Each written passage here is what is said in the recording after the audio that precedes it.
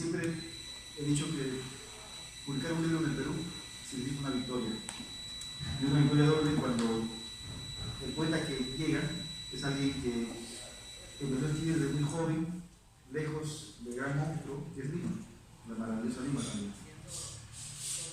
Y este tipo de presentaciones son muy valiosas porque son también reencuentros, son celebraciones para reunirnos con los amigos, para avivar al poema como herramienta de sobrevivencia. Hoy, por ejemplo, es un honor estar acompañado en la mesa con Héctor Ñaupari, poeta del movimiento cultural León. Siempre digo que es uno de los que tiene mayor conciencia generacional.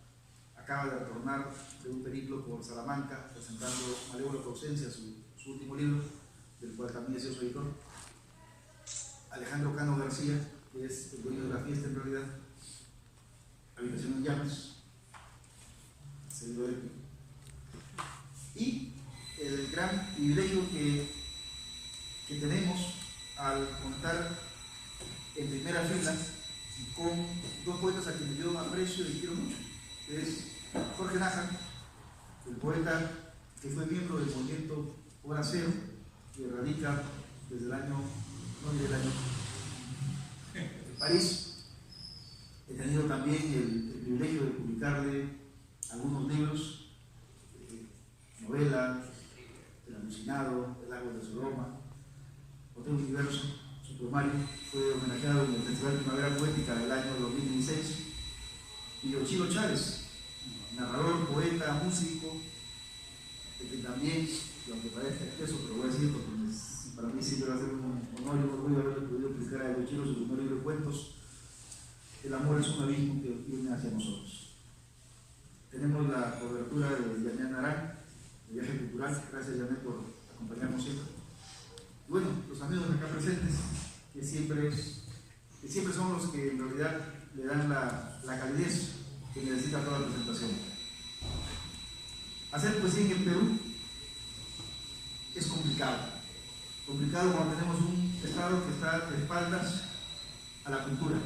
Pero sin embargo, los poetas, considero, somos parte de esa resistencia que tratan de fortalecer una conciencia del presente para el futuro, recuperando aquella tradición que tenemos como peruanos. Este país que nos ha entregado a Hora Cero, a Tobaca, a León, a Vallejo, a Iguren, a Westfalia, este país que tiene una tradición imponente en el mundo de la literatura mundial, no deja de sorprendernos cuando, por ejemplo, en pleno 2019, en Piura, aparece un poeta joven de 24 años que llega con un libro conmovedor, un libro además bien escrito, en el que se ha preocupado por la intención interna y estética. Un poeta que además es profesor, él enseña, él es un hombre de magisterio, él enseña en un colegio de Piura. Pero lo sorprendente es que cuando abran las páginas de Habitación en Llamas, no van a estar frente a un novato, van a estar frente a un poeta de fuste, a un poeta que escribe como que si fuese un poeta que merecería estar en cualquier antología. Lo digo no porque sea autor de Suma, lo digo porque quienes ya lo hemos leído podemos dar fe de ello. Ayer estuve en una reunión con Yoshiro Chávez, leíamos algunos poemas, quedó un registro, una lectura de Yoshiro que es un registro muy valioso y sobre todo, particularmente a mí como editor, me conmueve porque cuando uno empieza a escribir o cuando uno empieza a publicar, yo creo que Alejandro ha escrito toda su vida, cuando uno empieza a publicar, nosotros así digamos que no, pero sí necesitamos del espaldarazo, del respaldo, de la motivación de escritores que empezaron antes que nosotros. Entonces, cuando un poeta como Alejandro Cano que llega de Piura y se encuentra que un poeta como Yoshiro, que ya ha publicado algunos libros, interpreta un poema, digo interpreta porque lo de ayer no es una lectura, es una interpretación, es algo que fortalece la vocación.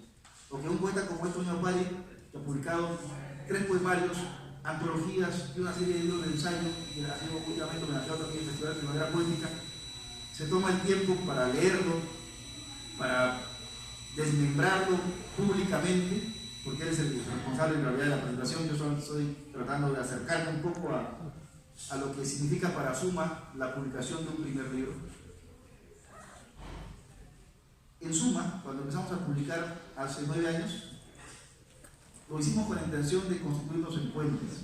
Nosotros queríamos ser facilitadores, queríamos, en mi caso particularmente, quería constituirme en alguien a quien yo habría querido encontrar cuando tenía 17, 18 años, para que me acompañe en el viaje que significa publicar un libro.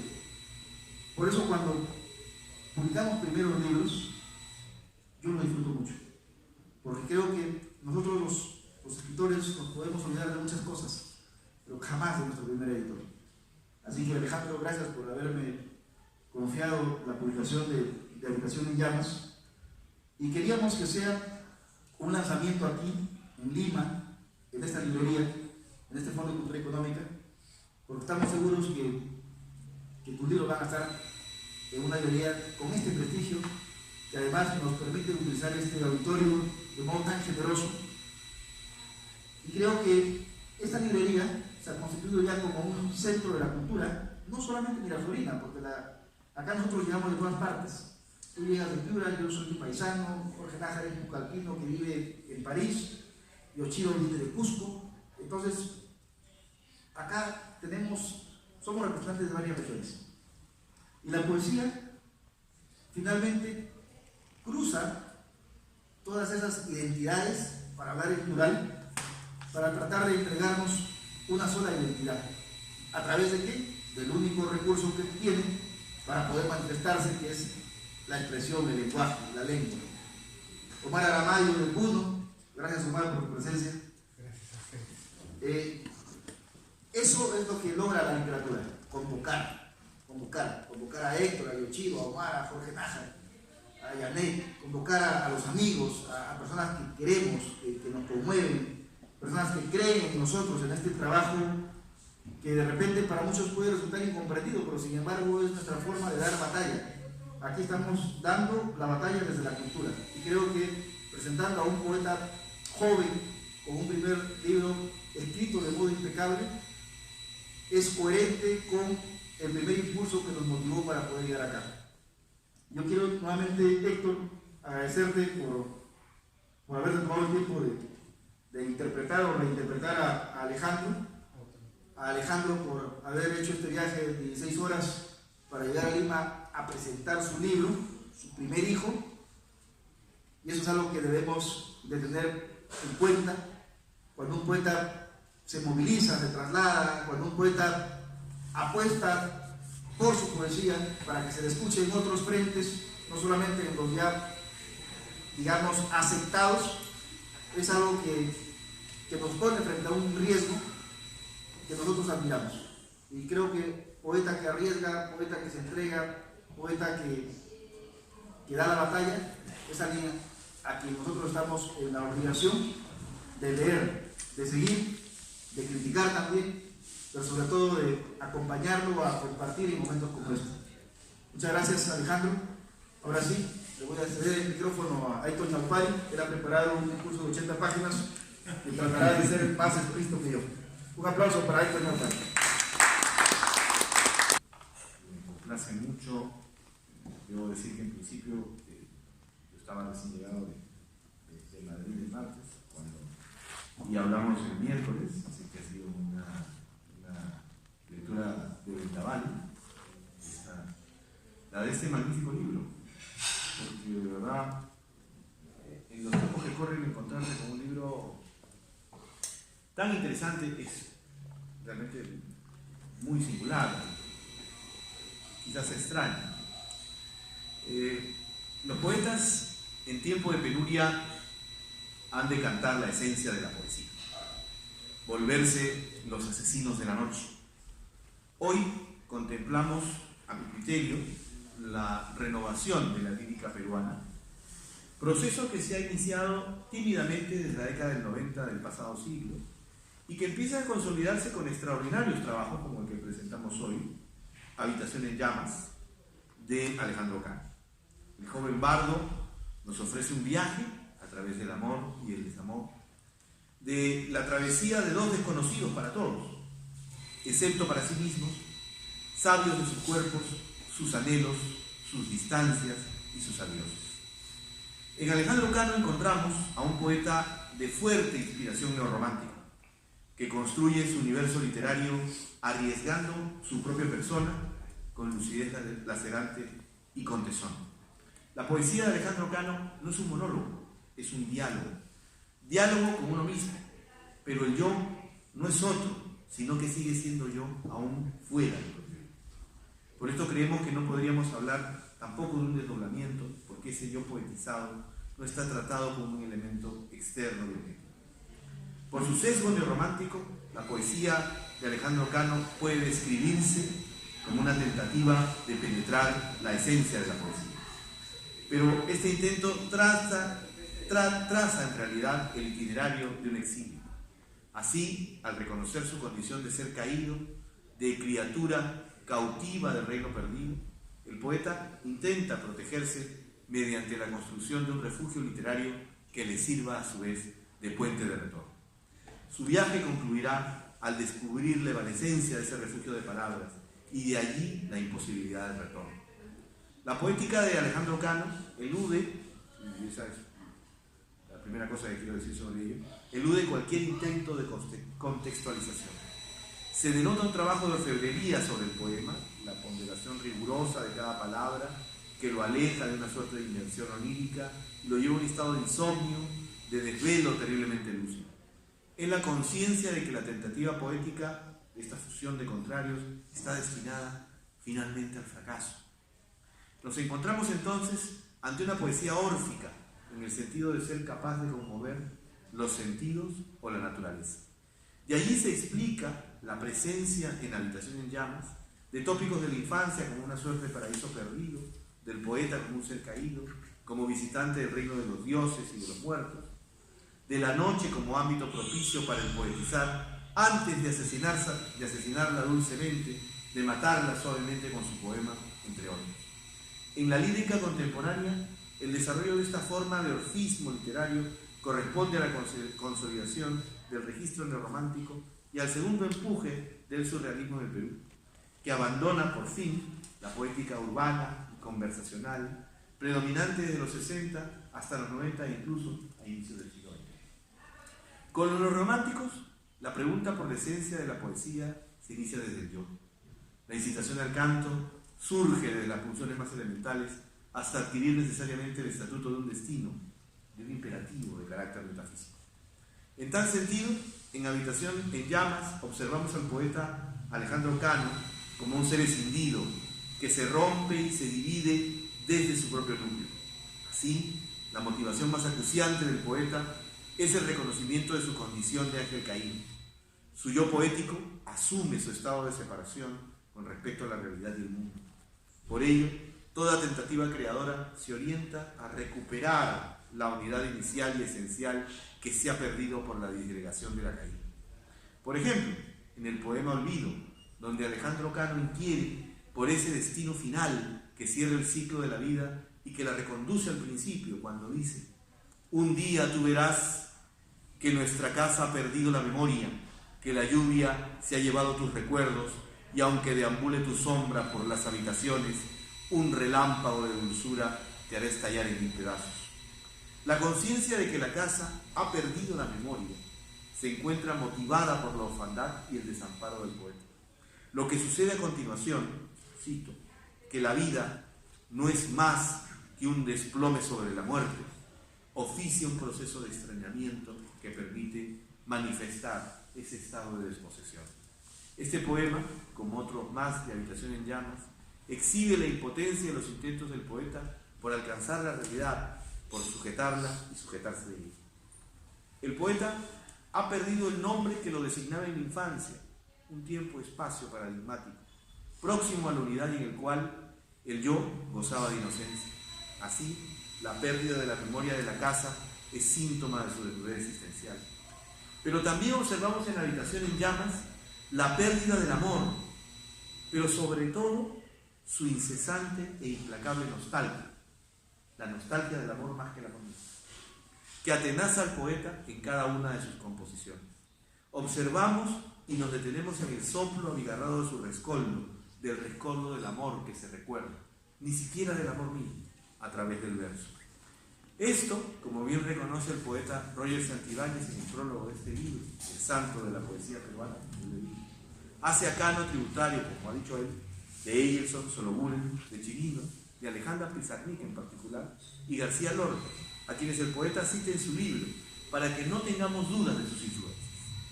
Hay, no obstante, una influencia más o adicional, a mi parecer, la de Antonio Cisneros y sus 4 boleros marroqueros, que van así. 1. Con las últimas lluvias te largaste, y entonces yo creí que para la casa más aburrida del suburbio no habrían primaveras, ni otoños, ni inviernos, ni veranos. Pero no, las estaciones se cumplieron, como estaban previstas en cualquier almanaque, y la dueña de la casa y el cartero no me volvieron a preguntar por ti. 2. Para olvidarme de ti y no mirarte, miro el viaje de las moscas en el aire, gran estilo, gran velocidad, gran altura. 3.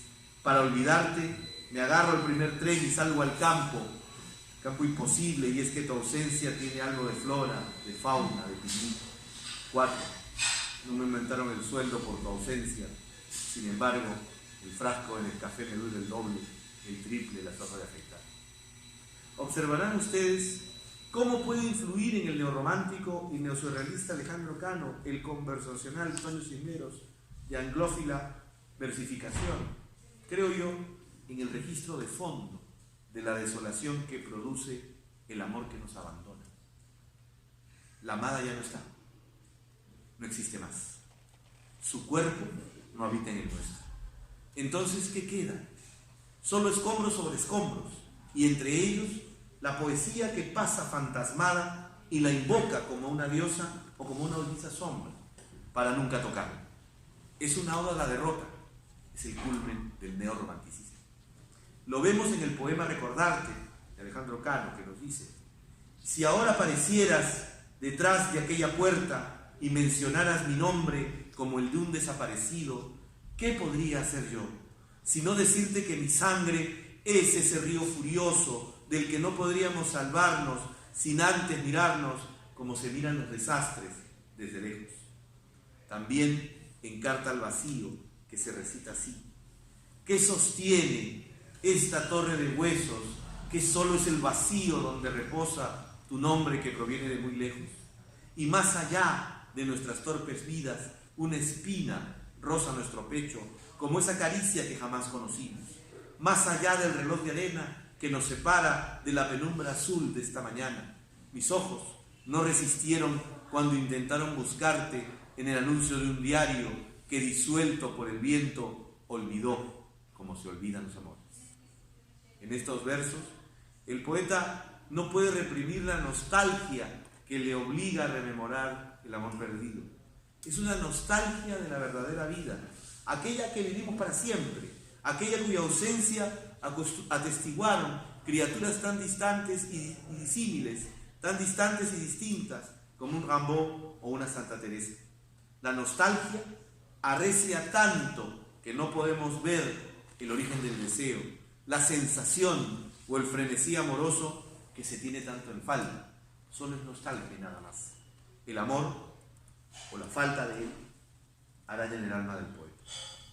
Por otra parte, en Habitación en Llamas, el poeta, al reconocerse separado de lo absoluto, siente el deseo de recuperar la unidad primordial. Siente la nostalgia de ese paraíso perdido que se asocia a la infancia. Se transforma en enamorado traspasado por la desolación, siendo él mismo y su amor los escombros que repican entre los escombros, como una lluvia que no cesa. El poeta asesina la noche, ya que la muerte de lo nocturno propicia las revelaciones y alienta el vuelo de su espíritu. En la noche que agoniza, el poeta iniciará la búsqueda del amor perdido. En su anagnórisis, es decir, en el reconocimiento de su ser oculto, construye el sacrificio el refugio de su espacio literario. Progresivamente Cano advierte que el destino terrible e indefectible del poeta es intentar el conjuro sin cumplirlo efectivamente. Así, el poema mismo se vuelve la figura de una ausencia. Esta relación ausente, negativa, es la advertencia sobre los límites del decir poético. Implica un paso del silencio de la epifanía al silencio de la opresión. Un silencio que profundiza el vacío metafísico del poeta. Desde su habitación en llamas, concluyo, Alejandro Cano se advierte sin ninguna dificultad como una presencia del yo poético, transformado en materia, en una materia literaria, poética también. Nos ofrece el legado de una poesía escéptica, neorromántica, de una sinceridad desoladora que permanece en el lector al concluir la aventura, como le he concluido yo, de la experiencia estética de Habitación en llamas. Yo solo puedo decir y recomendarle que el mejor poema o la mejor novela es aquella que nunca escribe. Muchas gracias. Si algo que nos sorprende de Habitación en llamas es efectivamente esa seriedad, ese profesionalismo que queremos decirle, ha hecho que Alejandro Cano se preocupe por entregarnos una obra de arte. Y sobre todo, en él, con el compromiso de que Piura, como región, es una región que al país le ha entregado grandes poetas. Él tiene un grupo literario que se llama Tertulia Cero, son jóvenes como Antonio Celta, Paul Cardosa, Leonel Cuadarruco, él, que son, digamos, parte del proceso de una tradición que de repente empieza con Famín Velázquez, padre de Manuel Velázquez, abuelo de Marcel Velázquez, una tradición ahí de intelectuales, Marcel San Martino, Marco Marcos, que es nuestro actual presidente de la Academia Peruana de la Lengua. En novela tuvimos a Miguel Gutiérrez, Roger Santibáñez, que es quien escribe el prólogo, Luis Eduardo García, premio Poeta Joven del Perú del año 85, de radica en Trujillo, Alberto Darcón, al que le decimos el patriarca de cariño, Miguel Ángel Zapata, que vive en Estados Unidos, y una serie de poetas que en realidad son poetas valiosos en nuestras letras. Por eso que yo siempre digo en nuestras conversaciones que lo que a mí me deja como piurano tranquilo sobre el proceso de una tradición que se fortalece es que jóvenes poetas como Alejandro, como Jean-Pierre Codarruco, que tiene 22 años y es un gran poeta, o como Erika Aquino, que es una joven de 30 años, es una gran poeta también, o como Martín Córdoba Bravo, que es un gran poeta. Creo que Piura tiene bastante y tiene asegurada una proyección que ya ahora está entregando a sus mejores poetas. Y antes de darle el micrófono a Alejandro, porque él es el dueño de la fiesta, quiero solamente terminar con los versos de un poema que siempre lo leo, porque creo que es uno de, podría incluso funcionar como parte poética. Soy un país con sus fronteras devastadas, y si alguien quisiera conocer lo que es mi corazón, le bastaría imaginarse un puerto destruido por la guerra. Con ustedes, Alejandro Cano García. Buenas noches. En principio, es un honor para mí, ¿no?, poder presentar el libro en esta librería y estar acompañado de Héctor, que tenemos la oportunidad de conocernos hoy, de Harold, que ya llevamos un tiempo conociéndonos, y más aún, como lo ha dicho Harold, que en esta presentación estén personas importantes, ¿no?, como Jorge Nájar. Justo ahora hablaba Harold de un recital de Cisneros, de Inostroza, y es lo mismo que decirte ahora, ¿no?, cuando yo le presté a un amigo el Tribus Terrae de Jorge Nájar, también soñaba con algún día conocerlo, y se da la oportunidad, ¿no?, de Omar Aramayo también, y de Yoshiro, y de verdad que es importante porque como se escucha uno en otras personas. Yo llegaba hoy día de Piura y mientras venía en el bus me encontré con el video de Yoshiro, a quien le agradezco mucho, y leía un poema del libro, y yo pensaba, ¿no?, porque justo cuando presenté el libro en Piura, mi profesor de literatura, Julio Carmona, decía algo que era cierto, ¿no? Él cuando yo estudiaba en la universidad, yo no le entregué ningún poema mío a él, a pesar de que era mi profesor de literatura y que conocía su carrera como poeta, ¿no? Y él decía que yo no le había entregado un poema porque yo mismo pensaba de lo que tal vez yo hacía no valía, no tenía sentido. Y sin embargo me decía que estaba equivocado y yo sentía eso ahora cuando escuchaba a Yoshiro y ahora escuchar a Héctor la forma de leer y a Harold también. Yo decía que tal vez esto justifica por lo que he venido a este mundo, ¿no? Justifica un poco, como dice Harold, todavía es el primer paso y es un proceso largo a lo que yo en realidad me quiero dedicar, ¿no? Porque recordaba lo que le decía Calvo a Nostroza, ¿no? No puedes dedicarte ni a la medicina o a la poesía, tienes que coger una de dos, te decía, ¿no? La poesía es entregarse en manos del destino y eso siempre yo me he quedado grabado, ¿no?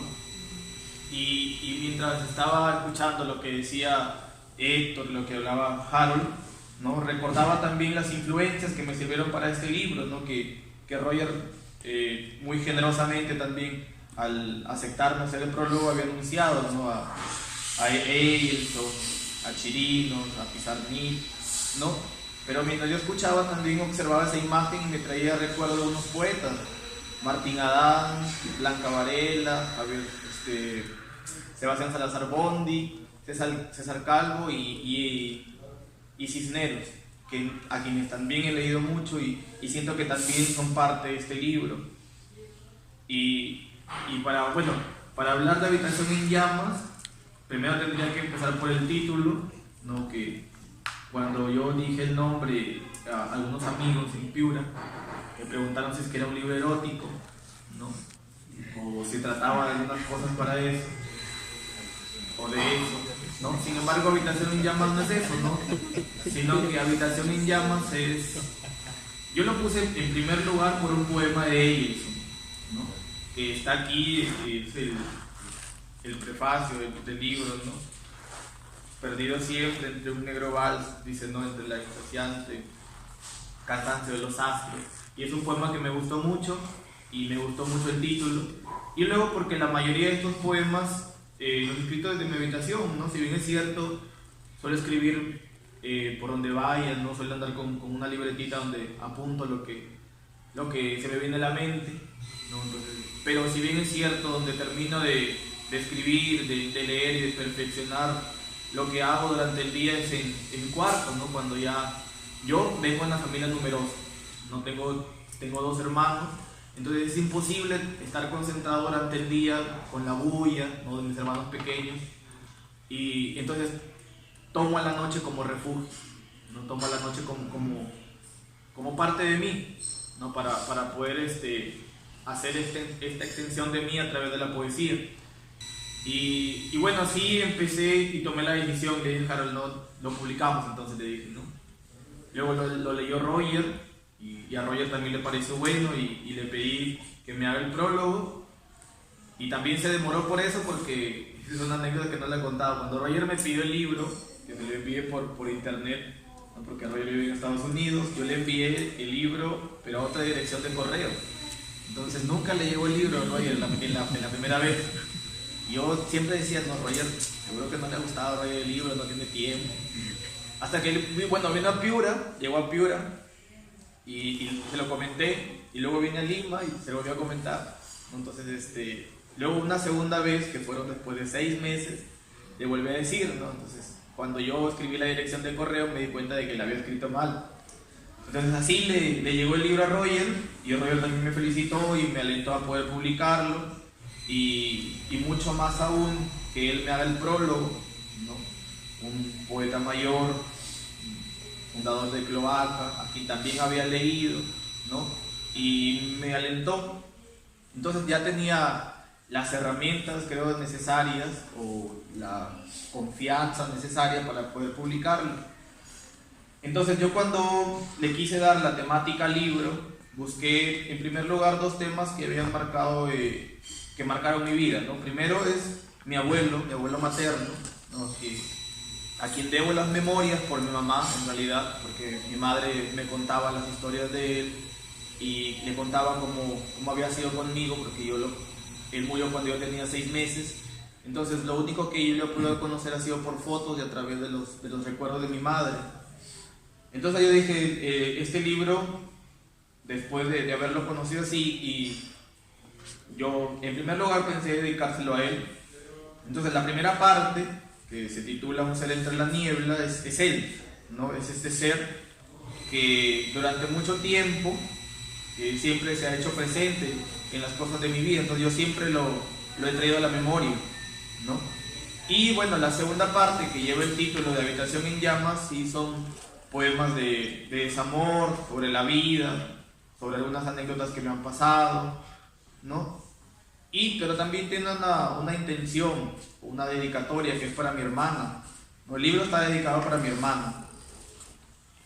Bueno, mi hermana hace poco tiempo decidió tomar la decisión de entrar a un convento, algo que marcó mucho en mí, ¿no? Porque había sido una de las hermanas con las que más apego tenía, incluso con las que compartía lecturas, ¿no? Porque a ella le gustaba leer mucho y se leía algunos libros en menos tiempo que yo lo había hecho.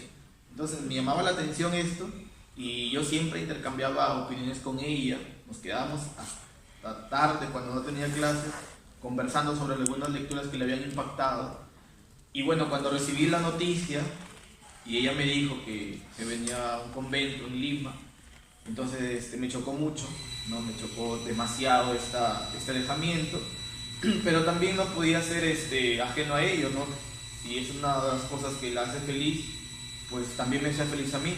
Entonces por eso decidí dedicarle el libro a ella.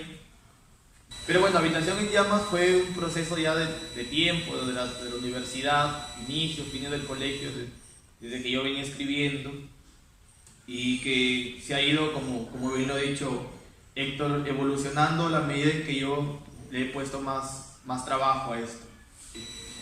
Es un gusto de verdad estar aquí, que Harold muy buenamente haya aceptado y me haya ayudado a poder publicar este libro, a Héctor por su comentario, ¿no?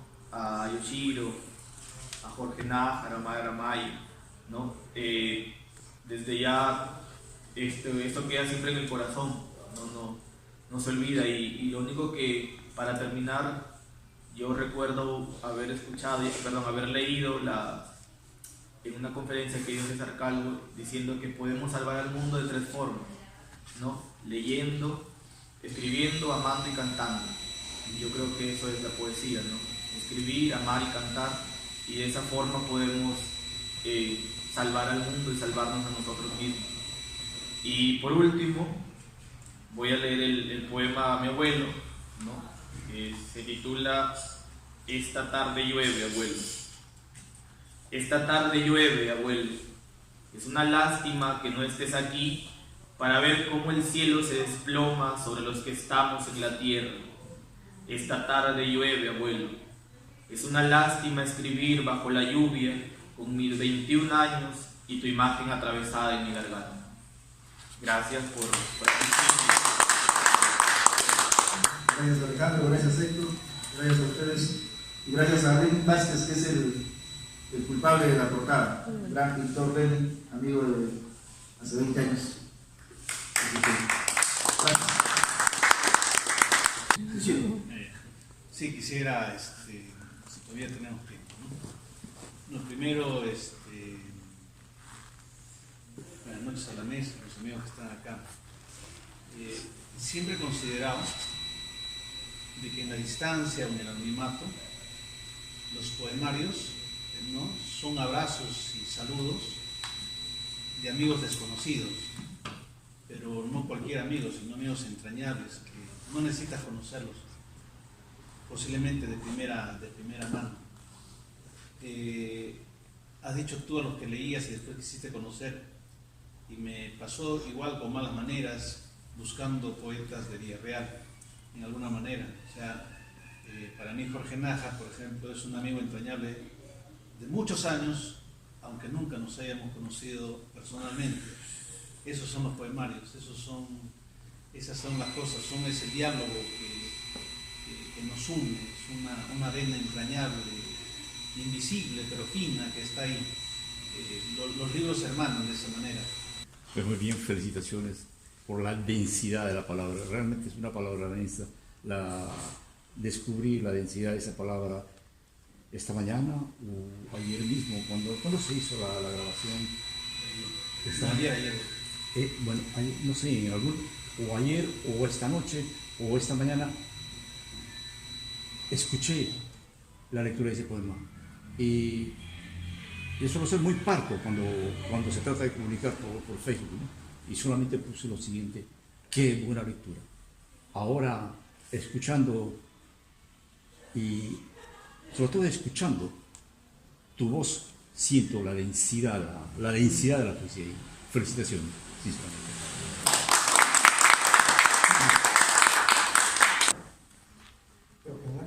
No. Felicitaciones.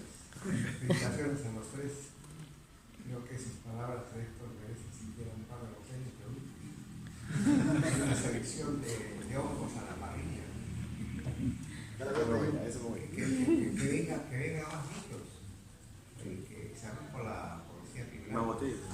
Presentar este primer libro en esta librería con este público selecto, con la lectura de Héctor, es un buen comienzo. De ti depende el resto. Así que muchísimas gracias. Muchas gracias.